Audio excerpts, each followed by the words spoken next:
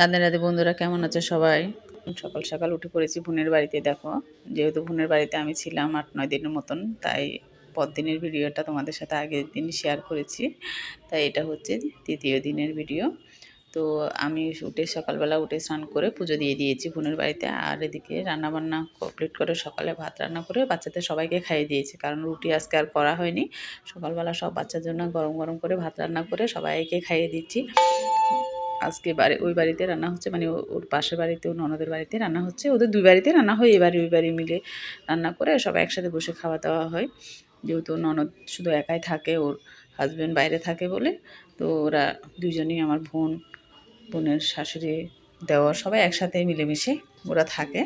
তো আজকে রান্নাবান্না সব বাড়িতে হবে। তো এখানে আমি শুধু সকালবেলাটা করে নিয়েছিলাম পুজো দিয়ে। বোনও বাড়িতে গেছে, পিঠে বানানো হবে, পিঠে সব রেডি করতে। আর ছেলের জন্য এদিকে শরবত বানিয়ে দিচ্ছি। আর বুঝতেই পারছো, সকালবেলা বাচ্চাদের খাওয়ানো মানে খুব ঝামেলা। কেউ সকালে ভাত খেতে চায় না, কিন্তু আমি জোর করে ভাত খাইয়ে দিয়েছি। আর ছেলেকে শরবত বানিয়ে দিয়েছি, খাবে না।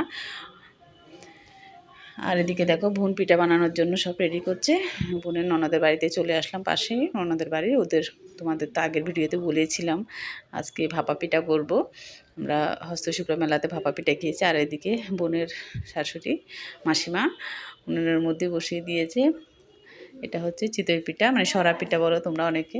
তো সরা পিঠা বানানো হচ্ছে নিচে, আর উপরে আমি ছাদে বানাবো ভাপা পিঠা। মাসিমা এদিকে এই পিঠাটা বানানোর পর রান্নাবান্না করবে, আর উপরে আমি ভাপা পিঠা করব। ওই জন্য বোনে সব আমাকে রেডি করে দিল। উপরে অনেক দিন পরে কাঠের উনুনে ভাপা পিঠা রান্না করছে, মানে বানাচ্ছি। মানে আমাদের তো অভ্যাস নেই অনেক দিন পর কাঠে রান্না করার। তো খুব সুন্দর পিঠা হয়েছে। দুপুরবেলা খাওয়া দাওয়া করলাম সবাই মিলে। খাওয়া দাওয়া করার পর আজকে যাব বাবুঘাটে গঙ্গা আরতি দেখতে। অনেক দিন ধরে যাব প্ল্যান করে যাওয়া হচ্ছে না। তো আজকে আমার বোনের বান্ধবীও যাবে, ননদও যাবে, বাচ্চাদের কয়েকজনকে নিয়ে যাব। সব বাচ্চারা নিয়ে যাবো না, আমার মেয়েকে নিয়েছি আর বোনের মেয়েকে নিয়েছি। ছেলেদের কাউকে নিয়ে নিই, ঠান্ডা লাগবে যেহেতু। তো ঘুরে ঘুরে দেখো কি সুন্দর কলকাতা সন্ধ্যাটা। তো এটা হচ্ছে কলকাতার একটা বড় মসজিদ, আমার নামটা ঠিক জানা নেই। বলতে বলতে চলে আসলাম বাবুঘাটে গঙ্গা আরতি দেখতে। এটা পুরোই বেনারসের মতন আরতিটা। তোমাদের তো আমি লাইভে এটা শেয়ার করেছি, কিন্তু ভিডিওটা দিতে এগুলো আমার একটু দেরি হয়ে যাচ্ছে। তো খুব সুন্দর জায়গা, এত সুন্দর না ওটা। ওখানে আমরা 5টার মধ্যে পৌঁছে গেছি। আর দেখো, সন্ধ্যার সময় কুয়াশা, হালকা কুয়াশা পড়ছিল, অতটা ঠান্ডা ছিল না, মানে আমরা যতটা ভেবেছিলাম। এখন তো অনেকটা ঠান্ডা পড়ছে। আমরা যখন গঙ্গা আরতি দেখতে গেলাম তো ওই দিন অতটা ঠান্ডা পড়েনি, হালকা ঠান্ডা পড়ছিল। কিন্তু সত্যি আমার খুব ভালো লাগলো, যেন আমরা বেনারসে বসে গঙ্গা আরতি দেখছি। তো দেখো, সবাই মিলে বসে পড়েছে। ওখানে খুব সুন্দর বসার জায়গা রয়েছে, গঙ্গা আরতি দর্শন করছি বসে। আর অনেকক্ষণ ধরে গঙ্গা আরতি দর্শন করলাম। খুব ভালো লাগলো, মানে এত ভালো লাগলো না, বলার মতো না।